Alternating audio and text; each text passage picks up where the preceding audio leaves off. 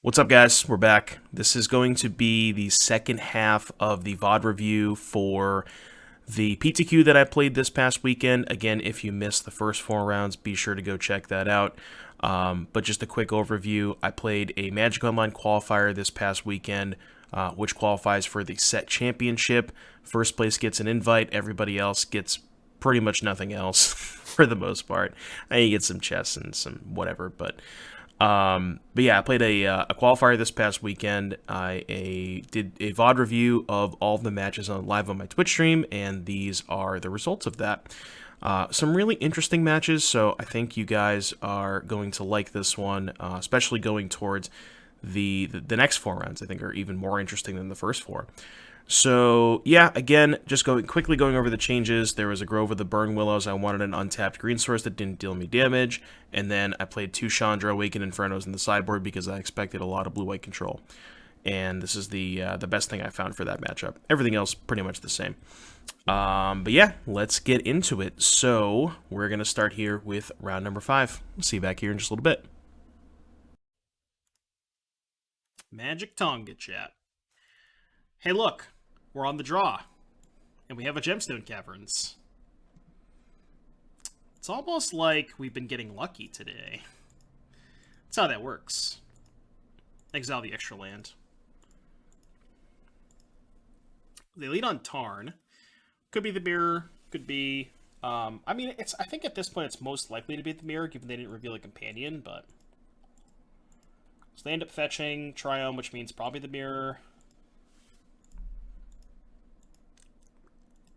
So they ice me. Not much I can do about that.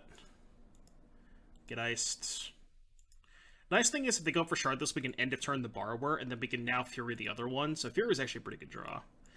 So we're like kind of, sort of insulated in a weird way against Shardless, but maybe not a follow-up Rhino. Alright, so they do have the Shardless. We end of turn, bounce one of the Rhinos. Our Rhino is on 2 counters. Drew another Borrower. So it's interesting as to how we would like to sequence this. I think what I end up doing is main phase the Borrower. Or, excuse me, main phase the Petty Theft on the second Rhino. If they decide to force a negation, then I'll probably cast the Fury, pitching this, and then I can follow up with this next turn. So I main phase Petty Theft, they force it. I actually chose not to cast the Fury. Oh, you know why I didn't choose to cast the Fury?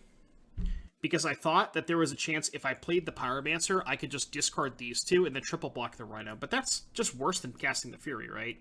Like, if these cards are going to answer the Rhino, it's better for me to just Fury pitch command, get 2 cards out of the Pyromancer, and then just trade the Pyromancer for this. Yeah, I should have cast Fury there for sure. Has not been your season. Yeah, I had a rough wide receiver week.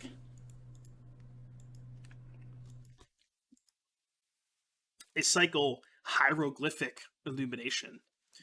So this appears that it could be the mono Murktide version. And as expected, they have a Murktide Regent. You have no running backs. I got a good week out of Henderson, but so now we're basically dead because we don't have an answer to the Murktide. I end up main phasing the Rhinos, and then I Fury their Rhino, which I should have done last turn, but I think even if we took another line, we still probably would have lost to the Murktide Regent, so...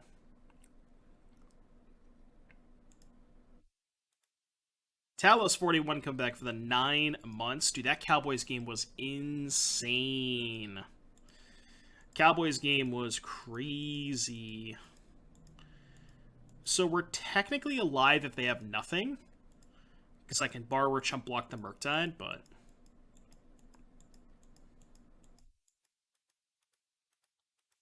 Turns out they didn't have nothing. They had a spell. So we're down a game against Rhinos. Not quite the mirror, because they're on the Hieroglyphic Illumination Murktide version, but sort of the mirror. So, sideboarding in the mirror. I decided to cut my Murktide because the theory was, because they're on a bunch of Illuminations, their Murktides are always going to be better than mine.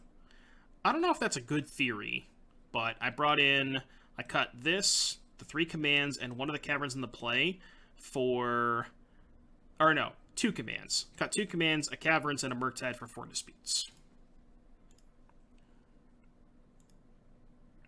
Yeah, there's been some really good games. So, on the play, in the pseudo mirror, keep, got Fire Ice, got a Force, definitely not going to mulligan this. They are also lucky and have a Gemstone Caverns. I don't watch that much college. So I choose not to fetch to play around their Fire Ice. Again, very important in the mirror if you can afford to, if you have like a draw that involves multiple fetches. Just don't crack your fetches until the turn you're casting Fire Ice. See, I don't like Cryptic Command that much. Never been a fan. So we ice them. Little ice, baby. Ice the caverns. We draw a Crashing Footfalls. They have also suspended a Footfalls. We find another Crashing Footfalls, which I decide to just double suspend here. Because now they have a Footfalls on 4, we have 2 Footfalls on 4, which means the turn they play 2 4/4s, we're going to make 4 4/4s. So I wanted to make sure I had both of mine coming off on the same turn. That's why I decided to suspend both there. And now we play the waiting game, where neither of us really don't want to do anything. Until they cast Violent Outburst. So I force this. Pretty easy. That happens. Notably, they still have 2 Footfalls left, but... So they end up casting a Murktide here as a 4/4, which is not too threatening, because we have 2 Borrowers, so we can kind of just tempo that thing out. I think I ended up taking a hit from the Murktide and end of turning the Borrower. I think that's what I did here. Okay, that might look a little weird, but the reason is, okay, let's say here's a good lesson. If I petty theft the Murktide now, and they have Fetchland Cascade spell, 2, 3. I guess they would still be 1 short. I didn't want them replaying the Murktide this turn. I wanted to like take a hit, end of turn it, and then untap with all of my mana. You know, if they go to like fight over it and stuff. I think taking 4 damage is okay there. It's close. So they decide to dispute. I don't pay, and then we petty theft again.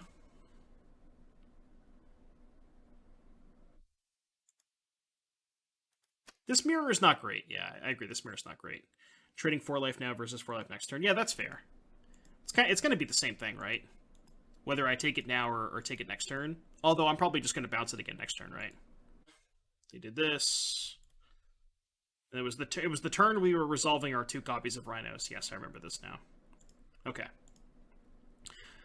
All right. For those of you on the YouTube, I apologize. There was a bit of a... You probably won't notice anything because I'll edit this stuff out. But we had a bit of an internet hiccup. So we are now back to the turn where we're resolving some Rhinos. So this was... Oh, no, it was after this. Yeah, it was after this.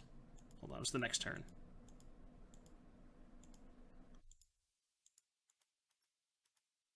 Yeah, it was the turn I cast Borrower. Okay. This is where we left off. So we had some internet issues. I had to restart and do all this stuff. But we are now back to, I believe, the turn that we left off on. So I had the option to Fury Pitch... I think maybe what I should have done is Fury Pitch Fire Ice, kill one of the Rhinos and attack, still have Force Up. I think that probably would have been a better line. The thing is, I don't think you want to cast Ice here because then your shield's down on Force.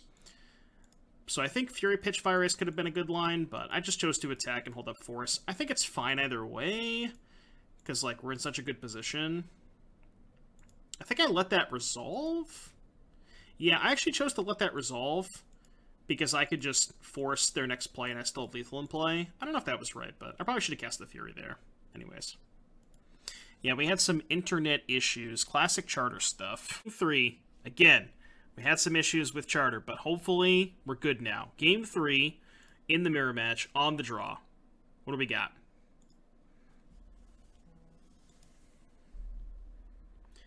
Just purchased Temur Crashcade last week in the Metadex early on the Void. It's weird to me since the dead. If you're starting here, any insight? I think Endurance is a lot better against Control, and you might lose a little bit of percentage points against Living End specifically, but Endurance, being just a 3-4 with Flash, is very important in the Control matchups, and I would not be willing to lose that percentage points against Blue-White. This is match number 5, game 3 of the mirror match. I should have noted my hand. I kept a two land hand on the draw. Crashing Footfalls on 1. Got some Cascade spells. Got a Dispute. Pretty good hand. Suspend Footfalls on 1.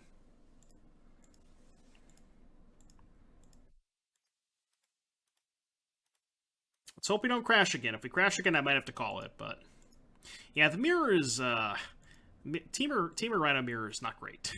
I will say that. Alright, so they have the ice. It's fine. Draw an island, which we can use that to hold up Dispute. So they choose not to go for it. Oh yeah, this was the interesting spot we were at before we got disconnected. So untap. So again, the mirror match, the best advice I can give you in the mirror match is try to make favorable trades, right? In the sense of you want to cast your Cascade spells when your opponent's tapped out to have to force them to use 2 cards on your Crashing Footfalls. This is a spot where my opponent is representing Force of Negation and Mystical Dispute, so I don't want to cast a spell into that. So now I'm going to hold, right? Yeah, so what our plan is to go End Step Outburst, untap, Shardless with Dispute up. Which means I don't want to counter this, and I actually don't want to Outburst now because I don't even want to give them the opportunity to force. I think you could maybe make an argument to cast Outburst here, because if they have force, they have to force pitch. But I think it's better for me to just hold up all my stuff, end of turn the Outburst, untap, Shardless with Dispute up. I think. It's pretty close, though.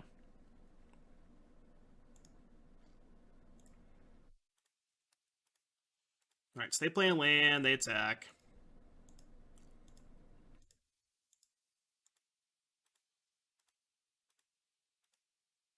That is true, you're right. Like, you are giving them the opportunity to have Force of Dispute. So here's a really cool play. So this is the spot we were talking about. So I have the option to dispute this. However, they conveniently left up 1 mana, which means good chance they have a dispute. So what I want to do is I want to end of turn the Outburst, which means they can't dispute or force because it's their turn, and then which means that's guaranteed to resolve. And then I can untap, go land Shardless with Dispute backup, so that if they have dispute, I can dispute and then make them use 2 cards if they have force. So I'm going to do it that way. But yeah, it's probably possible that I should have cast the Outburst on my own end step after they cast the Borrower. The problem with that line is, what if they have Fury pitch a red card? Then they get to, like, profitably, quote-unquote, trade for a Rhino, and it's, like, kind of awkward. Also, my hand was kind of weak to specifically Murktide region, and remember, their deck list is the one that's playing with multiple copies of Murktide and a bunch of the cycling cards. So if I don't hold up Dispute there and they have a Murktide region, I think it's, like, not the best for me, because they can make a 5-5 Murktide and have a good answer to it. I guess they could only make a 4-4 prior to this, so maybe it was better. I end up offering the trade here because I have a follow-up Rhino. I think maybe I should have cast Shardless prior to this. Because, like, if they have Dispute plus Force, maybe there's a chance I want to hold back, but probably not. There's no reason to. In general, you want to be the one attacking. You want to force the trade. Because, like, if you don't attack and then they just Fury you, then they're just up a Rhino. So, like, if they have Fury, that they're more likely to just take a hit and then Fury it, so. They didn't even have Dispute or Force, so that's good. They have Caverns, they attack for 3, we just go to 9, that's fine. Because now we can just Fury their stuff. See if they want to fight over this. They chose not to fight over that, which is interesting. I could Fury pre-combat, but again, I want to see if I can get them to invest some mana before I cast the Fury, because I don't want it to just get disputed if they drew it, so.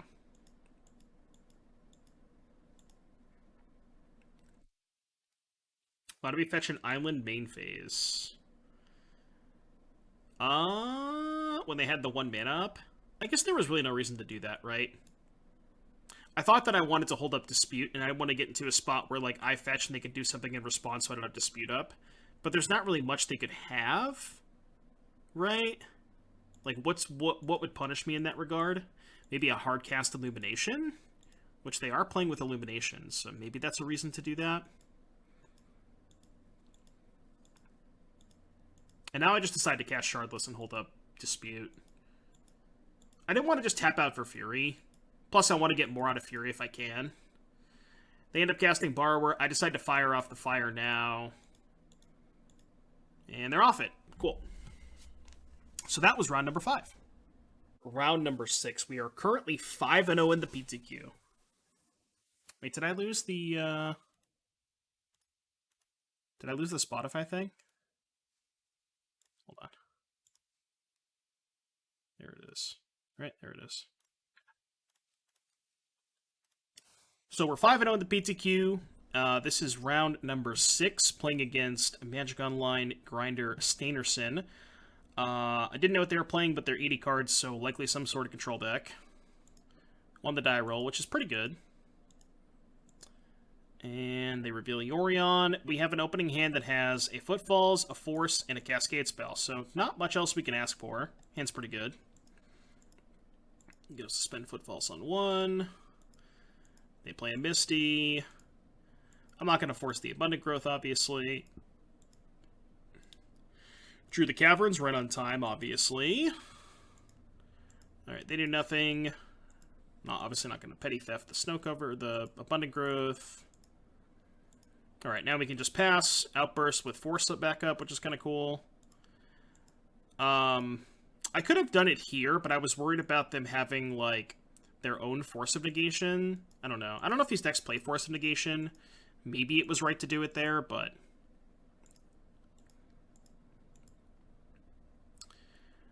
I chose to let this resolve. I maybe should have aggressively forced this. I think that's close. I think that one is pretty close. Because there's not really... Once they cast this, there's not really much they can have that fights for 1 mana. So it's not like I'm using Force to protect this. And if they just go land, you know what I mean? It's like... I don't know, it's pretty close. Like now if they have Solitude... I guess if they have Solitude Ephemerate after the iteration, I want to keep the Force to pitch to force the Ephemerate. Wait, did I not cast Outburst here? What possible reason would I have for not casting Outburst here?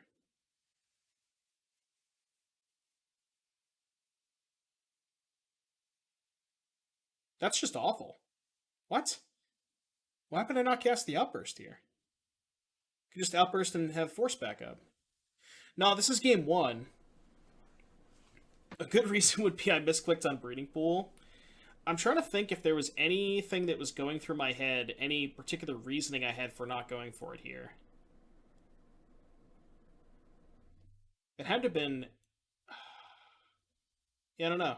Obviously, I should have cast it. That's really bad. I don't know why I didn't cast it. All right, well, that was a mistake. Might have just been Oh, no! That's why. Okay. I was thinking. I got it. I figured it out. Okay. Here's my thinking. They had 8 cards in their hand. Okay, here's what I was thinking. I just realized they had 8 cards. If I cast the Outburst, right? Now, I don't know if this is really dumb or if this is, like, actually smart.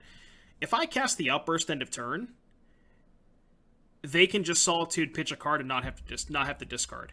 Whereas if I don't do anything, they discard a card and then they're down a card later down the road, even if they Solitude pitch. I don't know if that's a good reason, but that was my reasoning for doing that. Tell me if that sounds remotely reasonable at all. Because I don't know if it is, but that's why I didn't do it. Because they had the discard.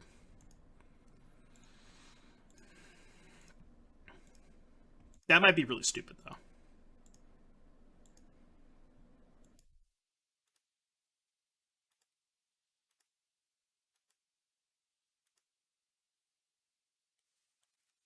Do you think Vegas you think for Vegas who actually needs the real DCI number? I don't think so, gang.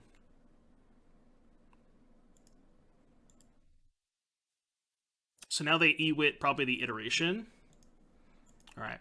Now, obviously, I'm going to go for it because they don't have 8 cards in their hand, but... Because I think the 3 mana in a window end spent was worse, but you know... Yeah, I don't know. It's a really close play, and that was actually one thing that I forgot about this game that I wanted to discuss with you guys. I might post that one on Twitter. Because that's a really interesting spot. Yeah, that's fair. Their deck is just all card advantage, so it's probably more important. The tempo probably doesn't matter as much. So they Solitude, they go for Ephemerate, which I have to snap off the Force. Which is like, you know, I don't love that, but I do have this coming off too, which is not that bad for me. So. Yeah, they could just like take a hit, wait a turn, and then hardcast a Solitude. That wasn't the worst draw if they have another, like, if they have an Ephemerate stuff. That's actually really good for me, because I just decided to bounce the Omnath with the trigger on the stack. Oh, this was another spot where I didn't know if I was supposed to gamble. Okay. I think this play is also really difficult. So, as you can see, I only have 5 mana. I have the option of bouncing the Omnath with the trigger on the stack, or casting Brazen Borrower. And I really don't know what's right. I guess my problem with casting Borrowers, they have the Borrower covered with the Codal anyways.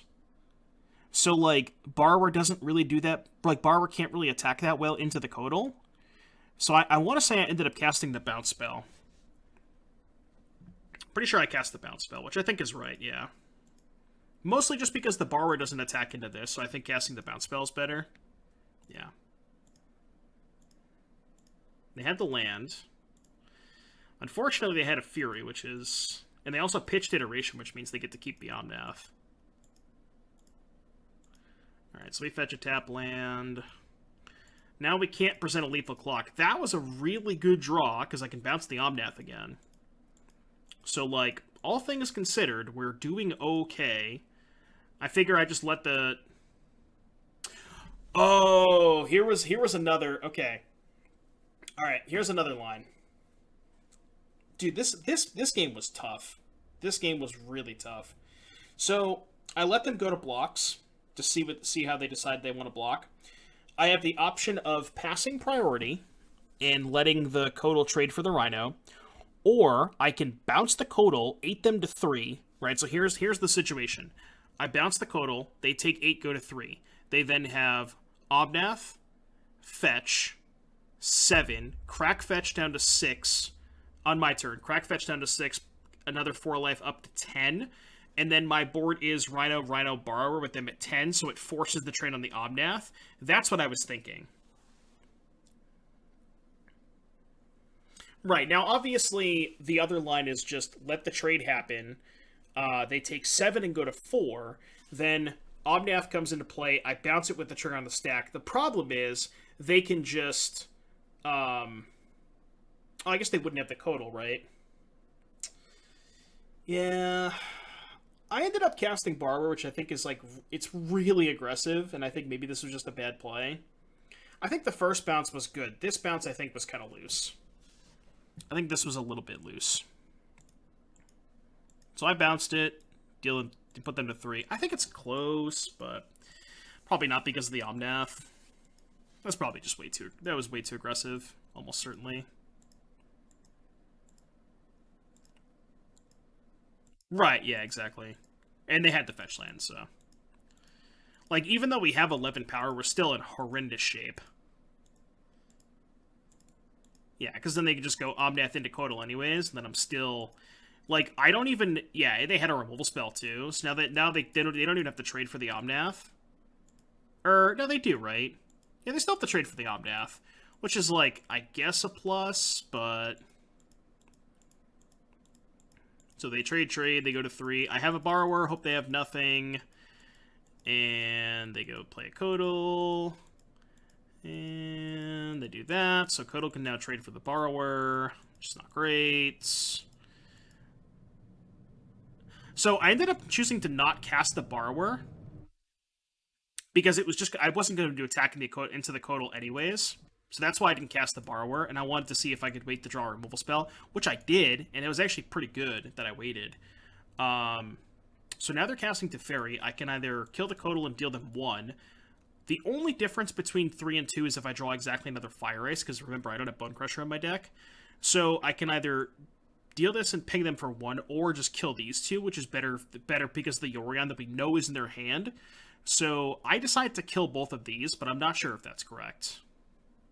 Because again, it then cuts me off of drawing Fire Ice, right? You would have gotten aggressive last turn and played Borrower, presenting 11 damage, just keep on pounding on my frustrated. Yeah, that's fair.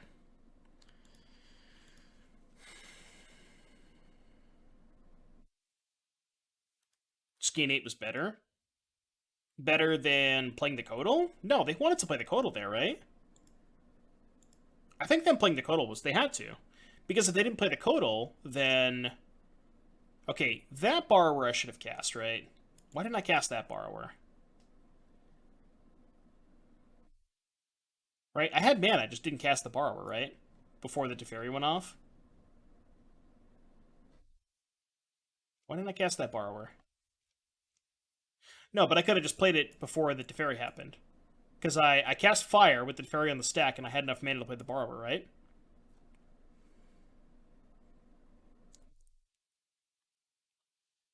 Just gets bounced. But then it's in my hand, then I can just replay it anyways, right? It ends up being the same thing. We drew Fury, which is not bad. We get to put the Teferi to 1. And we can, like, maybe force a trade of Fury for Yorion. But...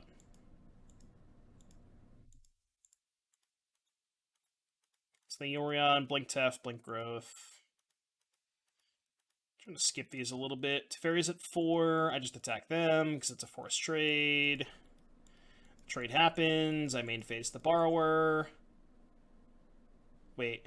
Okay, that was bad. I obviously should have main phased the Borrower. Okay, I don't know what I'm doing with this Borrower. Did I just forget about it?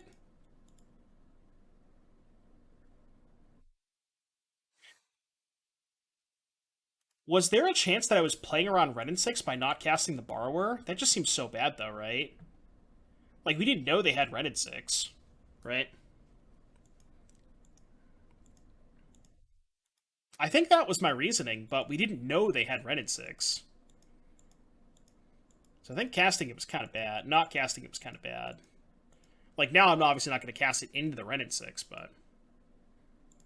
yeah, I definitely forgot. Okay, well, I'm going to fast forward through the next couple of turns because we're dead. I have 7 cards.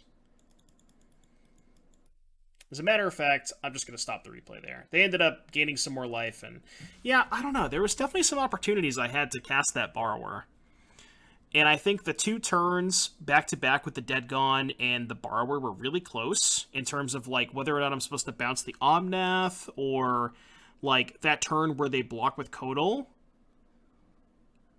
Connorman, thank you very much for the 9 months. Really appreciate that, buddy. Yeah, that was a tough game. That was a really tough game.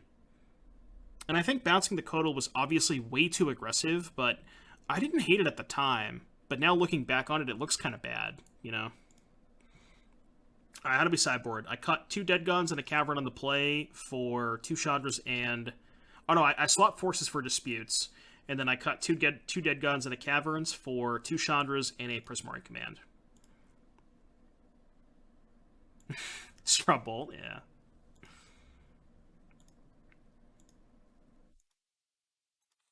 Alright, on the play, hand's fine. Turn 1 Footfalls, turn 2 potentially Borrower, and then we get some good 3-mana plays.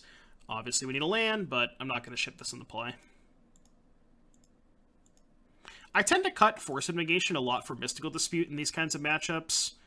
But maybe that's bad, and I'm, like, really overvaluing the card more than the tempo, you know? Maybe that's part of why I'm losing these matchups. Because I'm more worried about card quality, or excuse me, card quantity, than just, like, the actual tempo. Because tempo probably matters more than that, right?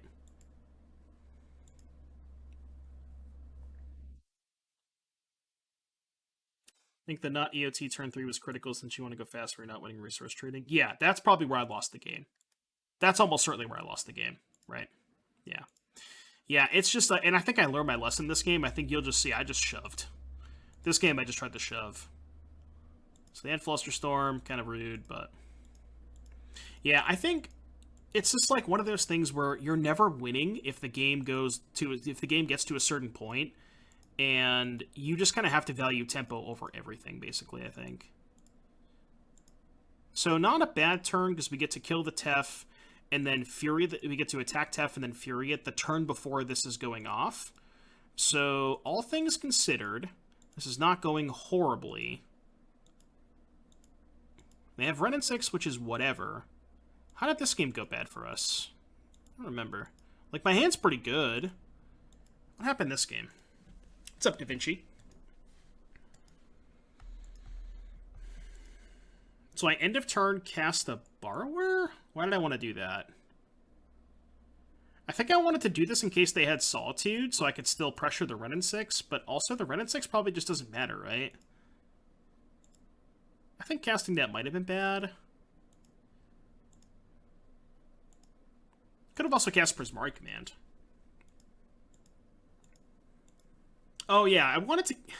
See, I keep fighting over their Planeswalkers. I think that's just bad. Like, I don't know why I keep fighting over Planeswalkers. They have Ice Fang, I have Prismari Command, so it's not too bad. It actually works out pretty well for me that I end up getting to go Shock plus Treasure, and then I hold up Borrower in case they have Omnath. That's why I did it this way. So now the Ren and 6 is down. We have a really good tempo play if they have Omnath, which they do have Omnath, so we're doing okay. This is round 6. We're currently 5-0. So get a nice little tempo play off the Omnath, but they end up having... They didn't have Evoke plus Ephemerate. They had a Prismatic ending, so... Pretty good draw! Now, I don't know whether or not these decks have Supreme Verdicts. They usually don't, right? The ones that have more creatures don't play Verdict. I think I just shoved. Yeah, I just shoved. I think I have to shove here. Pretty sure I have to shove.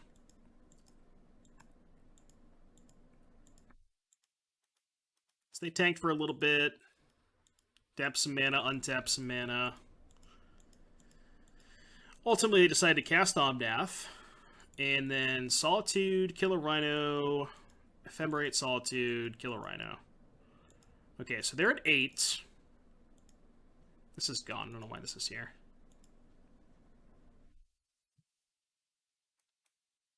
Well, yeah, that's the other thing, too, right? I know they have Omnath. I know I can't play around Verdict at that point. I get it. You're afraid of just card quantity, you would not bounce Omnath or Codal because they're ETB draw cards. Yeah, that's fair. That's a good point, Lockhart. It's like I'm kind of... It's like I was playing around card quantity earlier and then kind of like switched gears later on into the game. But it's like... Why am I worrying about something early on when the thing that matters early on more often than not is tempo, right? So I think I played badly. I believe I only attacked with the Rhino and the Borrower. I tried to see what my attacks would look like if I shoved everything, but...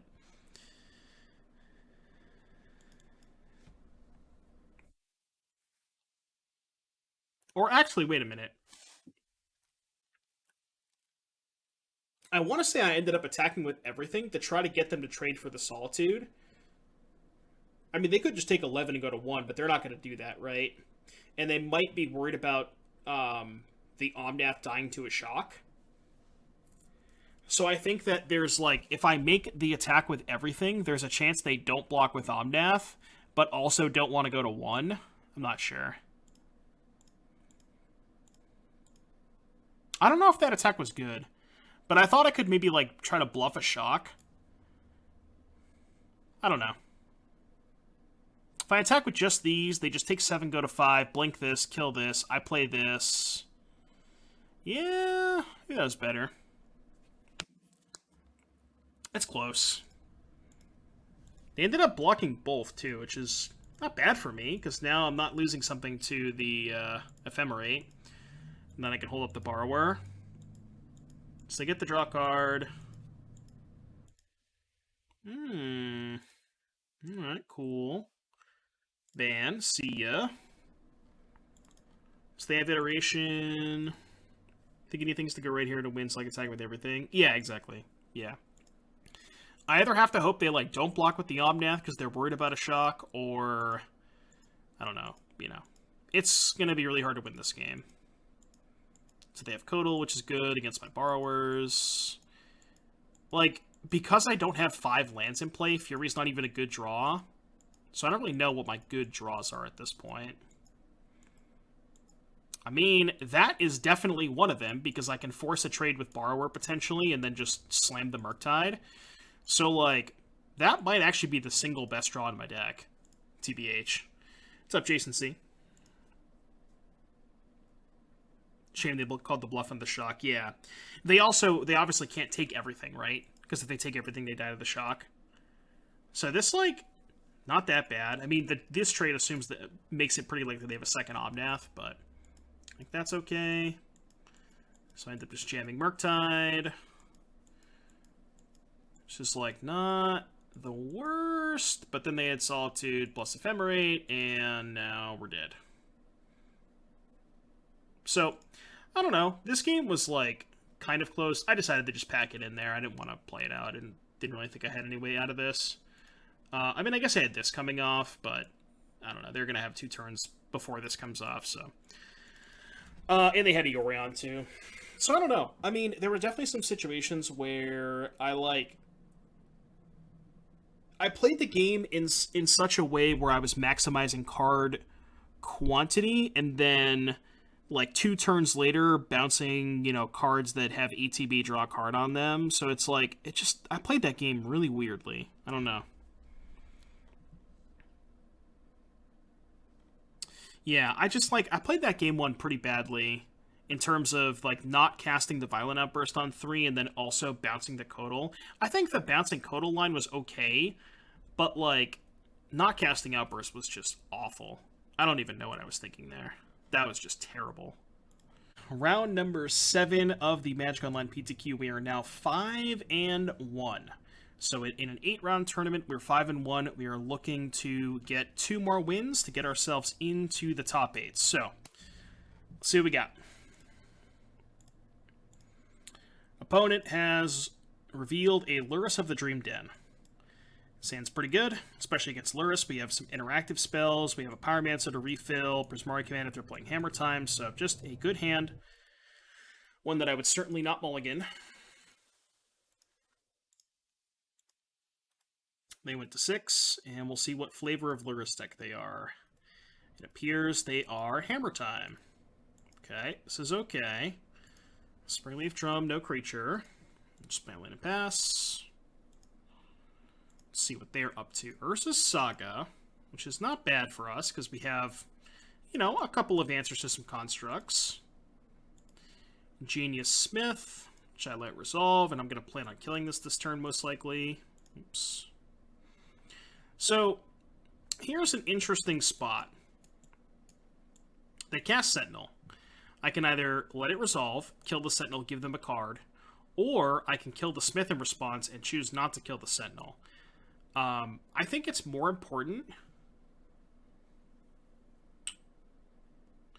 It's kind of awkward, right? Because if I don't kill the Sentinel, even though I'm giving them a card, the Sentinel makes things really awkward the next couple of turns.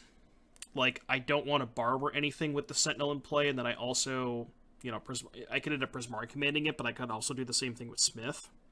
I think my worry was that if I killed the Sentinel and they played 2 more artifacts, they could get this to a 3-3 before I can Prismari command it. So that was my argument for killing the Smith, which I think it's pretty close.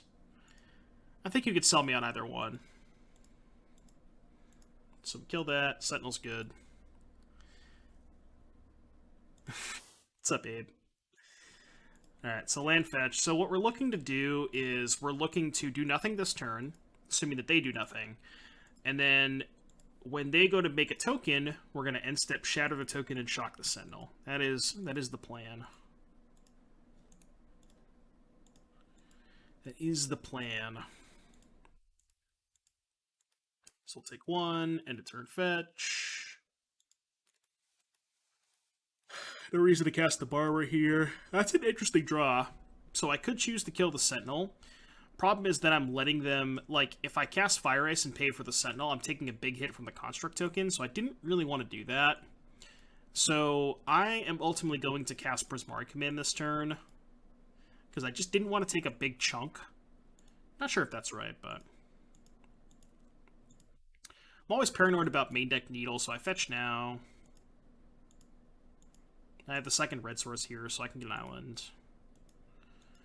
They end up getting the Hammer, which leads me to believe they have Pure Steel, Paladine. All right.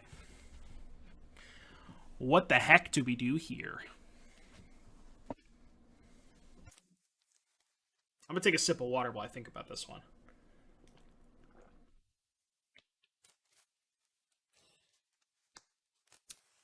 So, option number one. I guess option number one is... oh, no, we are... Yeah, no, never mind. We can't do it. Never mind. For some reason, I thought they were casting a hammer. So option number one is... we could just shatter the hammer and shock the Sentinel. And, like, let the Paladin resolve, see what they equip. So let's say they go hammer on Ornithopter. I shock the Sentinel, shatter the hammer, and then I end up taking 5 damage from the Construct. And then... next turn, I can bounce a Construct, but that leaves me with no answers to the remaining Construct, right? So, what I ended up doing, I was also a little bit worried about that they would be able to lure us over the next couple of turns. But if I kill the Paladin and the Hammer, like, them lurising is also kind of bad, because they can always just lure us back the Paladin a couple turns from now. I think what I did is shock plus shatter, but I'm not sure. It's really close. I think maybe shock shatter is better, because that also makes the construct smaller. Like, if I shatter the hammer, how much does this even matter? It matters if they draw another hammer, but... oh, well, the other thing is, if they draw another hammer, I actually don't care, because we have force, right? So, I think what my theory was... is, like, I wanted to kill the hammer in this, but because I have force, I don't even care about this. Because they're hellbent. If they draw a hammer, I could just force it. Yeah, I should have just killed the hammer and the Sentinel. So they equip the Ornithopter, which I decided to let happen. I end up killing the hammer and shocking the Paladin, but I think that was bad. Because I have the Paladin covered, right? In the sense of I have force in my hand if they draw another hammer, so... I think I should have killed the Sentinel there. Well, you know, better lucky than good. It's drawing all of the best cards in my deck. I end up not shocking there. Maybe I should have paid 2 life to give them a card. Oh no, because I was going to Barber this. I was going to Barber pay, and then next turn shock shatter the other one, shock this, pay. That was my plan. They drew a hammer, which is... something I think I have to force, just in case their last card is also Paladin.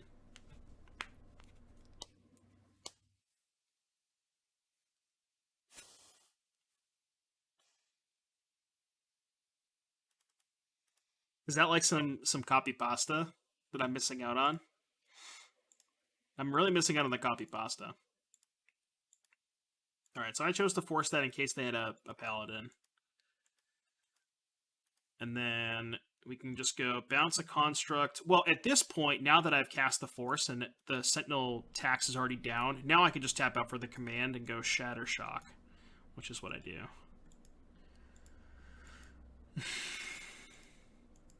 Why are you hating on Jarvis like that? Alright, so we go to 4. And now they lure us, which is a little dicey. Because we don't have a direct answer to Luris until draw Fury. Look, I'm not going to say I haven't gotten lucky this game.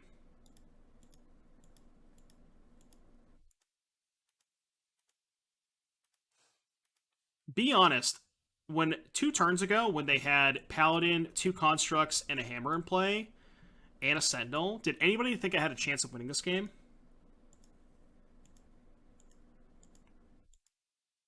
Be honest. Alright, so they find a Shadow Spear, cast it. We bounce the Construct, take nothing. They didn't even attack with the Construct.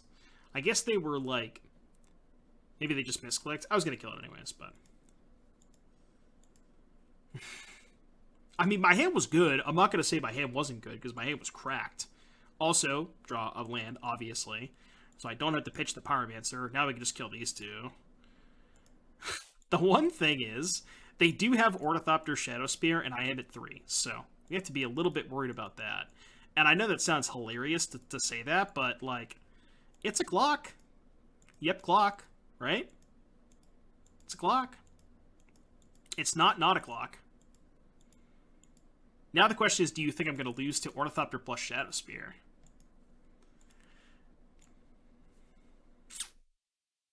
I mean, come on. Do you really think I wasn't going to draw the Murktide?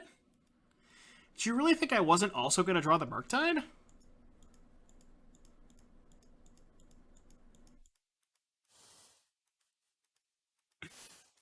Dude, I got really lucky this game.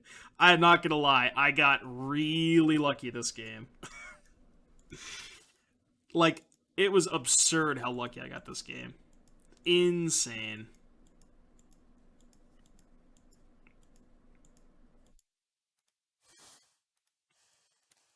And then I end up firing off an outburst with the intention of holding up Borrower. Alright, your move. You know what else is sick too? You'll see in a second. I even played around Gutshot. Because why not? Even played around Gutshot.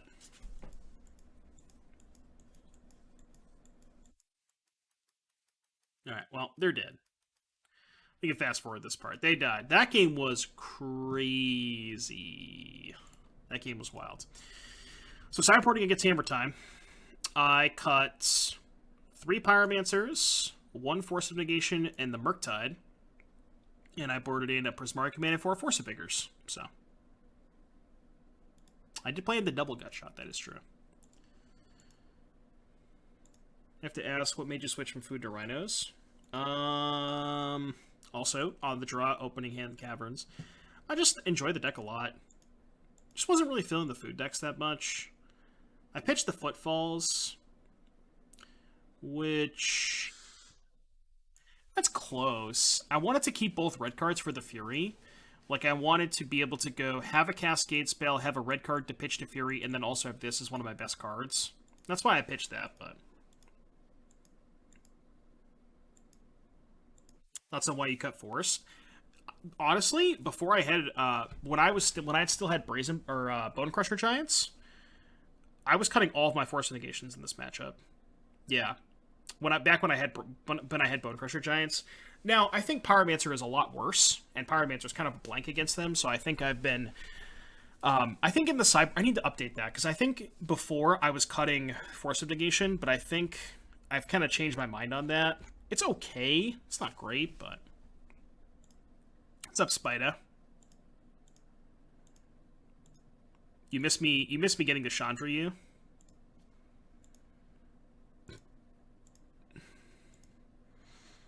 Alright, they have Aid, they have Saga. Not looking the best for us.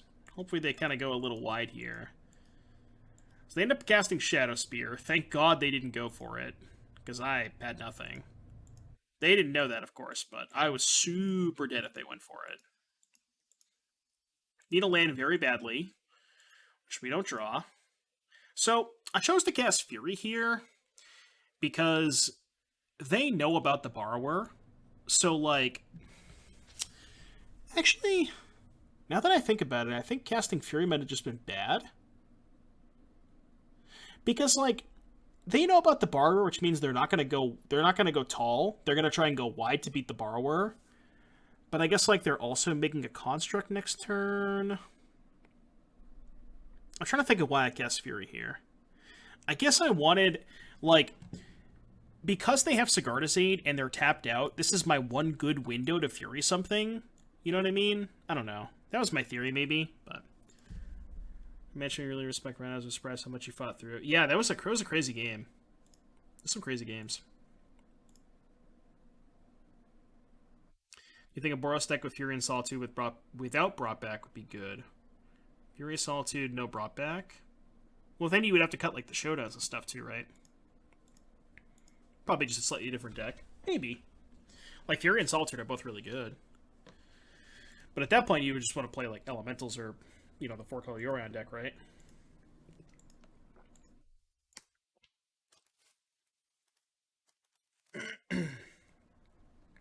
You would have gone nuts, bounce Fury and Fury again.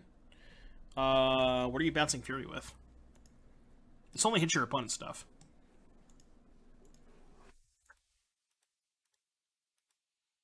Alright, so they make a construct. Let that happen. I have to keep up appearances here. It, like, really sucked that I had to pitch the Outburst to the Fury, because now I can't hold up a threat.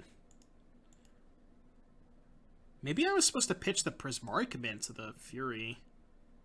And then keep 3 Cascade spells? That also seems bad. It's just, I don't know. This game was tough. You would have pouted and sacrificed my Fury. I'm glad they were on the same page. Alright, so they make a Saga token and then hammer up the Ornithopter. I think I go Shock Shatter? Yeah, that makes sense. Shock the Ornithopter, shatter the construct that can attack. Yeah. Oops. They have another Saga, which is not great, but okay, here's the thing, right? I know they have Shadow Spear. I know they have a Hammer. I know they have a Sigarda's Aid. They know about the Brazen Borrower, which means if I hold up mana, they're just not going to go for it. So I think this was my only good opportunity to get a threat into play, because my line of thinking was that if I don't do anything this turn, they probably just attack and hold up Saga, right? And we know that in 2 turns from now, they're going to be getting another Hammer, which means in 2 turns from now, I'm going to be required to cast the Borrower, the Petty Theft anyways, right? So I thought this was my only good opportunity to slam a threat. I don't know if that makes sense, but like obviously if they have another Hammer, I just die. They just hammer up the construct, equip the Colossus Hammer, or equip the Shadow Spear, and I lose. But like I don't really think there was much that I could have done about that. So they ended up not having a hammer, which is good. Wake me up when Doom plays Tron. Yeah, that's not going to happen. I can also afford to attack with the 2 Rhinos. Because if they make a construct and block, I can just bounce 1, so they can't really block here. So it's a pretty good attack. They take it, go to 11. And I think this next spot might be the most interesting spot of the tournament. So they make a Saga token. They make another Saga token. I fetch, because I'm like playing around Needle for no reason. I don't think they would have kept the Needle, but... So they get a Hammer, obviously. They hammer up the big thing. They play a land. And, as you could probably imagine, they're going to Shadow Spear the other thing. And they attack with both. What do we do here? So, there's obviously 2 available plays. Bounce bigger construct, bounce lifelink construct. The unfortunate part about this is because I decided to play around Pithing Needle for no apparent reason, I am now at 15 and can't take a hit from the construct. If I didn't fetch, because why would I play around Pithing Needle in a post-board game against this deck? There's no reason to. If I didn't fetch, I'd be at 16. I could bounce the Shadow Speared construct, take 15, go to 1, and have a potential lethal attack. They could block with the other one, take 6, and go to 2, but they're dead if I draw Fire Ice, right?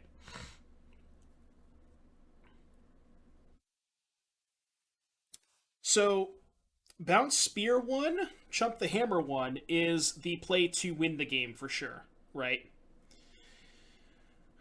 I think there's a world where if I bounce... Now, right, I understand that there are cards in my deck that I could draw. Like, here's my thinking, right? if I bounce this thing, like, assuming that my top card is not a Brazen Borrower, a Fire Ice, a Force of Vigor, one of those 3 cards. Or anything else that would be an out? I think it's just those 3, right? Brazen Borrower, Fire Ice, Force of Vigor, Dead Gone. Yeah, Prismari Command too, but I've already gone through one of those. So yeah, if my top card is not one of those cards, then I think there's a world. Like, let's assume for a second I draw a blank. Let's assume the top card of my deck is a land, right? If I bounce this, take this, it's only 6, so I take 6, I go to 9, they go to 14. I draw a land, I slam Shardless, and I now have 18 power in play. I have 18 power, they have a 6/6 and a 5/5. Like, I would have to imagine that I'm a pretty sizable favorite with 18 power versus 6/6 and a 5/5, right? Now, obviously, things could change if they draw a Paladin or a third Hammer, but I think this play was really close. Really, really close.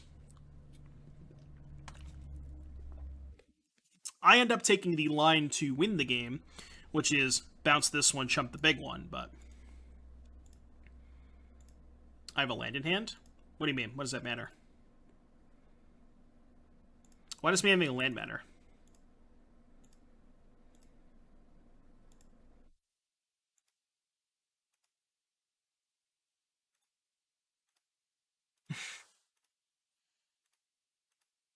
Why does your opponent, Hammer's opponent, have an 8-minute difference against you?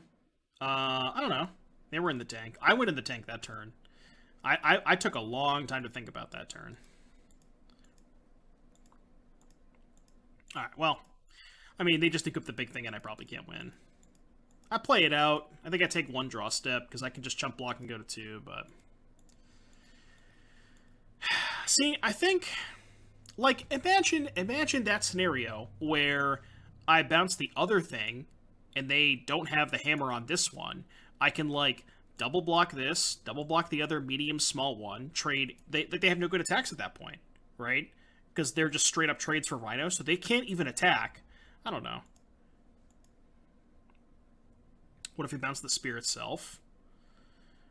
Well, bouncing the spear is kind of whatever, because then you still have the chump block, right? Because you're not putting yourself in a position where you can afford to take a hit. I think the only other line, you have to bounce one of the constructs, I think. Yeah. Yeah, and they also have Sigarda's Aid. I don't know if they had a mana up, but... Anyway, game number 3. That was a really close game, though. Really tough spot. I decided to keep this. Kind of a loose hand. My theory was I could suspend Footfalls on 1. I have the best card in the matchup in my hand, and I can maybe hardcast a Force on 3. So, yeah, I thought the hand was fine. I thought that, like, suspend Footfalls into Force of Vigor buys you enough time to get to Footfalls that I think it's okay. They have Sentinel, which is fine. Bauble, also fine. Draw a card. We drew Outburst, obviously, pretty good. I really want to cast Force of Vigor this turn, so I really want them to play almost any artifacts. And I don't remember if they did. I think they played Smith, yeah, so we're not going to get to Force of Vigor this turn. Kind of sucks, but...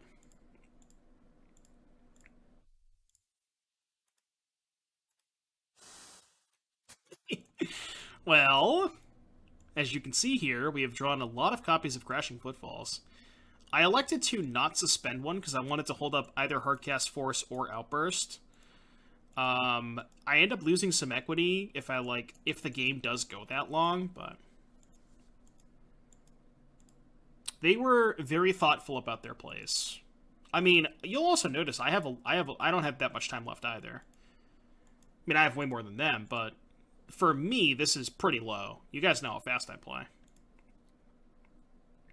What did I cut over the forces?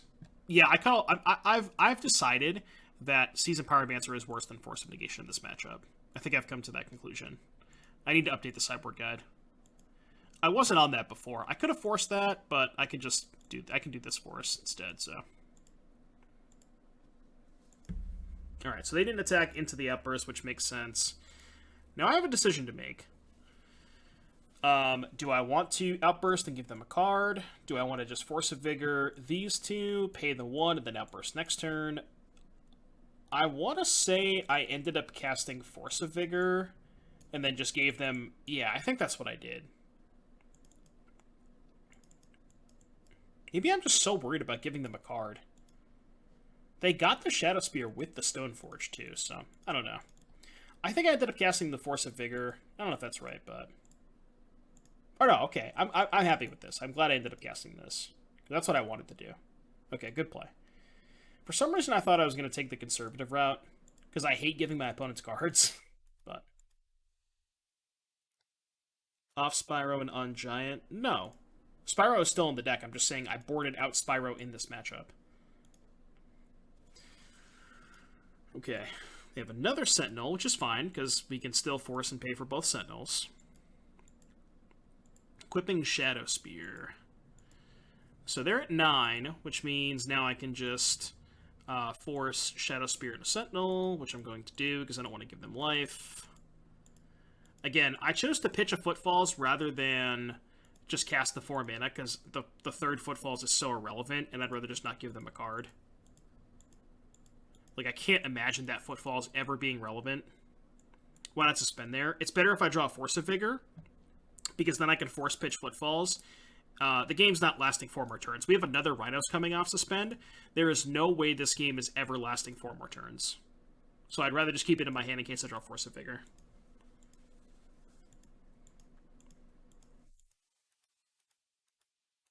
But yeah, there's no way this game lasts more than 4 turns. Yeah, Paladin, which is fine. They have Hammer, which I snap up a Force. I choose to alt cast and pay. Again, the game's over next turn, so I think it's fine to alt cast there. And drew an Outburst, just in case we needed it. Don't think we did, but attack you with all Morinos. They died. Alright, cool. 6-1. Okay, here we are for the last round of Swiss. Remember, we are 6-1. We are playing a win and in for top 8. So, last round of Swiss. How'd the Epiphany matchup feel? I did not play the Epiphany matchup. I played against Mono White, Mono Green, and that's it. And I'm not joking. Open on a hand that we can't really keep. 1 lander, some Footfalls. Opponent reveals Lurrus. Worth noting. This hand is, like, slightly more keepable. You know, I don't know. It's okay. I'm not in love with this hand. But I think it's better than going to 5, especially if they're, like, a mid-rangey Lurrus deck. So I want to say I kept and put back the second Fury. So I put back the Pirate... No. I put back the Murktide. I guess... my hand doesn't really get anywhere towards Murktide, right? I guess putting back Murktide is fine. Yeah, I could buy that.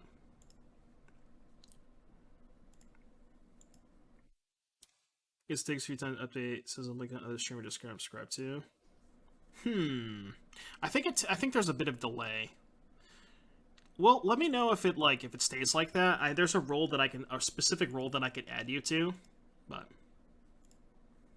Yeah, I think I'm the farthest away from Murktide, and I can keep... my theory was I can go Fury, pitch Fury, have Borrow for something, and then Pyromancer to gas back up. That was my theory. So it appears that they are Grixis Shadow. Take this hit. Kind of want them to just, like, play a Channeler, play a Ragavan. Alright, well, they did play a Channeler, which is pretty good for our Fury.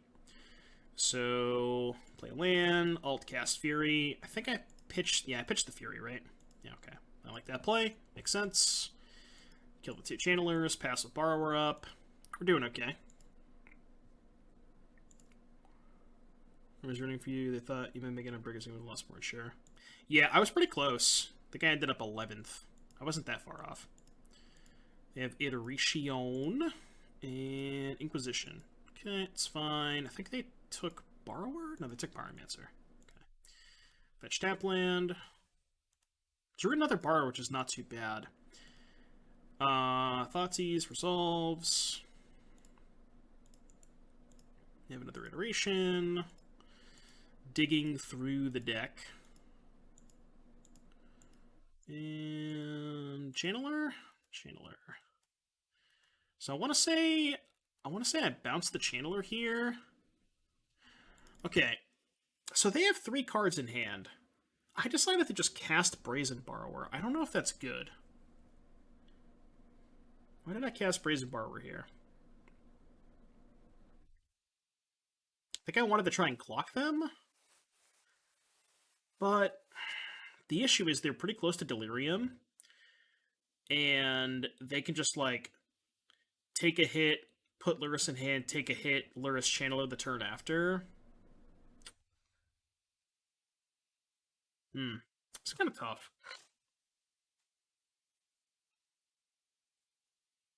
Oh, I don't think you messed up either. Yeah, my draws were quite good. Yeah, I mean, also, when you're playing against Death Shadow, there's really something you always have to consider. Like, do you actually want to be attacking them? It's really hard to say, because it's like, there's so many things you have to think about. Like, do they have a fetch land to make their shadow bigger if I attack? I ended up getting aggressive here. I don't know if that's right, but...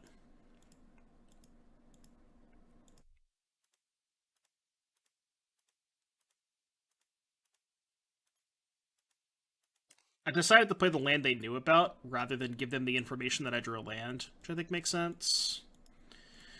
So they get Delirious, they attack for 3, and...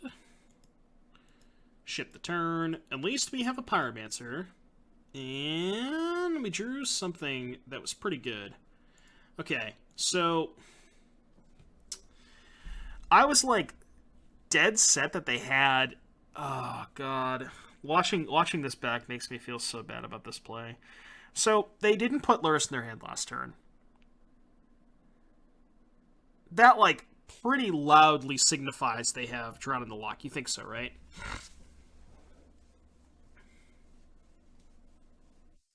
Like, is there any world where they don't have Drown when they don't put Lurrus in their hand? They didn't put Lurrus in their hand, they just did nothing with their 4 mana. They have to have Drown, right? You just want to make them have it? No, if it was... I don't know. If it was a discard spell, they would have just put the Lurrus in the hand, right? Into the story? No, these decks don't play into the story. I don't know. Maybe I'm just like... Yeah, maybe I just fucked up. Maybe I just messed up. I chose not to cast it because I was worried about Drown, and you'll see what ends up happening. It's not pretty. It's not pretty.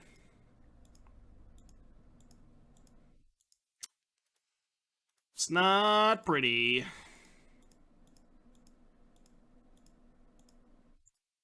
So I don't really understand why they didn't draw step this. They had to have drawn it, right? But then again, that is likely the card that they were holding up when they didn't put Lurrus in their hand, right? It's just like, it's so weird. Like, why didn't they draw step this last turn? Yeah, they may have just drawn it. Maybe. But yeah, I got maximum punished for not casting Shardless. Absolute maximum punishment. As punished as one could possibly be by not casting a spell. So, yeah, that was rough. Maybe they forgot to stop. Maybe, but then they would have casted EOT, right? Yeah, maybe I was supposed to just make him have it. Because now I'm just dead. The game's over. I guess I could have looted. I can't see what I'm drawing, though. I could have looted to potentially find a bounce spell, but I was kind of not happy with the way I played that game, so. So, game number 2, we ended up sideboarding out all of the Force of Negations, and we boarded in... I also cut a Pyromancer and a Caverns. What else did I bring in? Oh, I boarded in Disputes. So I cut 4 forces, 2 Prismari commands, a Pyromancer, and a Caverns for 4 disputes and 4 endurances.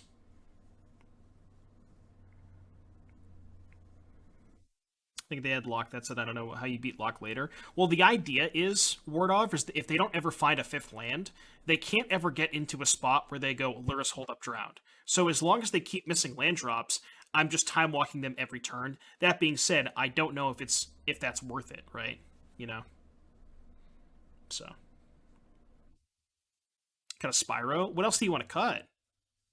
I think I ended up in game 3. I think I kept the Pyromancer and boarded out one of the disputes, but I do think Pyromancer is good in this matchup. I just didn't know what else to cut. Dead Gone. I like being able to bounce Shadow. So,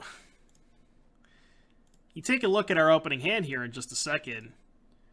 You'll notice a new inclusion to the deck list that I promise was not here for the Death Shadow matchup specifically. But this game is fun. Let me tell you that much. If you ever tried to play Death Shadow against a turn 1 Grove of the Burn Willows, it's not pretty. It's not pretty.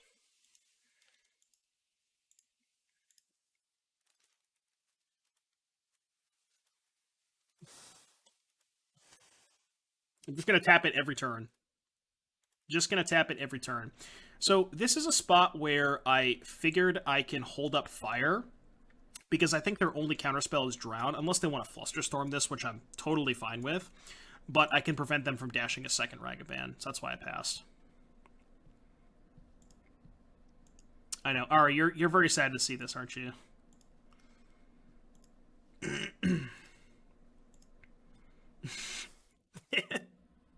Yeah, you mold the 5 and just have 3 Groves. It helps that they also chose not to play lands this game, so, you know. But yeah, this game ends up being pretty easy. I end up casting Ice, because they were missing land drops. I don't know if that's right, but they do turn on Channeler, which is good, but now we can just Endurance next turn. I actually chose to main phase the Endurance because I was worried about them having Unholy Heat. Not sure if that's correct, but I didn't mind it. Like, obviously, I don't get to eat the Channeler now, but I think it's more important that this doesn't get heated. Because that's, like, one of the only ways I probably lose this game at this point.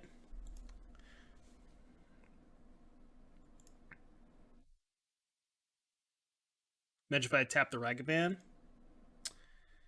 Yeah, I always forget that. I probably should have just tapped it, right? Probably should have just tapped it.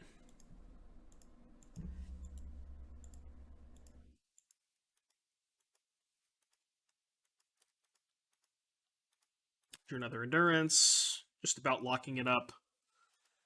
And, like, it looks weird to attack after giving them, 5 life with the Grove. But, like, even if I'm attacking, I can still kind of control their life total with the Grove. So I think you have to find, like, a nice balance with Grove. But there's also, you get to a point where you just turn the corner really quickly, you know? They still can't really play Shadow here. Like, so I end up firing the second Endurance in response to the Inquisition, just to try to keep them off Delirium as much as possible. And then I still have two answers to Shadow, even if they go low enough where they can play a Shadow. I can just tap it or bounce it for a turn and just have a 2-turn clock. So I think I ended up casting... Yeah, so they Thoughtseize me. I end up casting Fire in response. It's kind of funny because I give them a life, and then I wasn't sure if I should fire 1 and 1 or just 2 to the Channeler. But if I give them a life, they go to 12. I 1 and 1. They go back down to 11. This puts them to 9. They take 6 and go to 3, and then both of these are lethal next turn. So I think it's important to go 1 and 1. Could you bounce the DRC in response to Inquisition? Well, I wanted to... Oh, no, because... No. I mean, I guess, like, maybe you want the 3-1. Maybe you just want to keep the 3-1, but... Oh, right, because they can't take the Fire Ice. Yeah, sure. I see what you're saying. That might have been better. Alright, well. We drew Shardless. Game's over. The game is over. Get flustered, but they have 1 card. Who cares? Alright, game 3. All the marbles. Again. Last round of the tournament. We are X-1, playing a win and in for top 8. Win and in for top 8. And we open on the draw on a hand that is pretty good. You know, we have a Dead Gone for their first play. We got a Borrower, potentially a Fury. Got a Shardless on time. So definitely a hand I'm going to keep. They lead on Delta nothing, which is fine.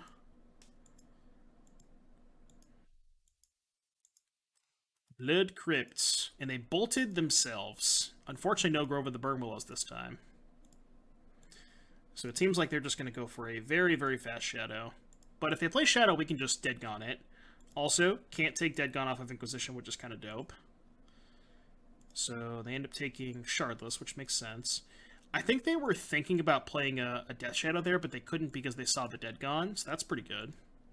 Kind of time walked them a little bit. It's not a bad one to draw. Take it. I end up icing them here, I think. I think I iced their blue source? Yeah. I wanted to ice their blue source. I wanted to try and keep them off of Iteration. I don't know if that was good. Like, I don't want to give them full value out of Iteration.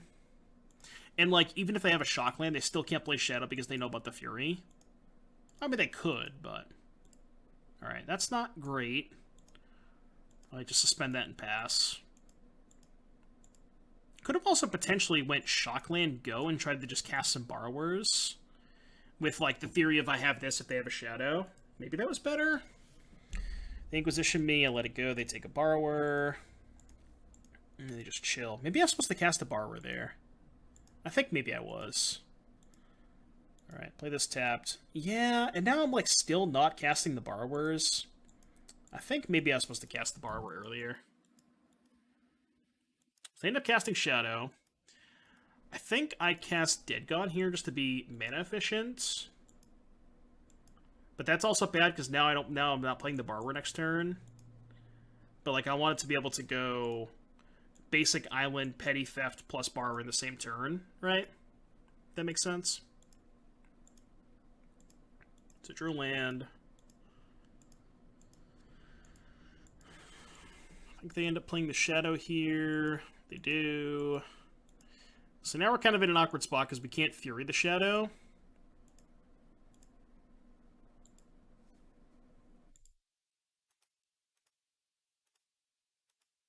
I didn't cast the Borrower there. I think I was trying to see if I could find Mystical Dispute so I could Borrower with Dispute back up. But I probably should have just bounced the COT. I think maybe I was thinking about taking a hit and just like bouncing it on their end step. But that just doesn't make sense, right? Yeah, I don't know why I didn't bounce it there. I should have 100% bounced it. I don't know what I was thinking. I think maybe I was thinking about them having Drown and like trying to draw Dispute, but that's just bad. Yeah, I should have bounced it for sure.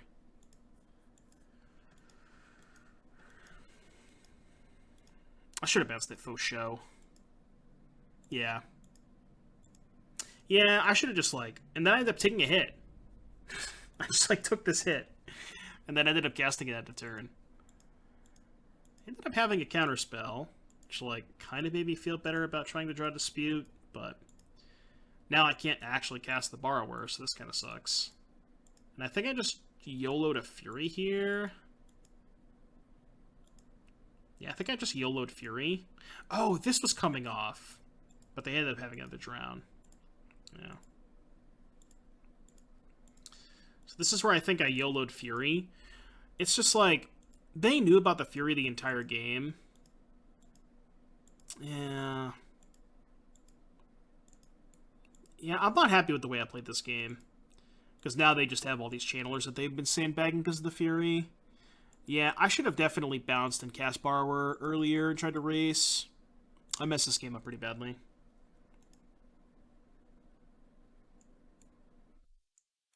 So we're going to play Fury and then try to use bounce to push damage. Yeah, probably could have done that too. I messed this game up so bad.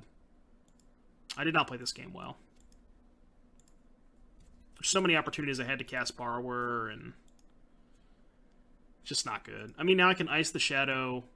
I'm not dead. I can ice the Shadow, play Borrower, trade with the Channeler, but obviously I'm in horrendous shape.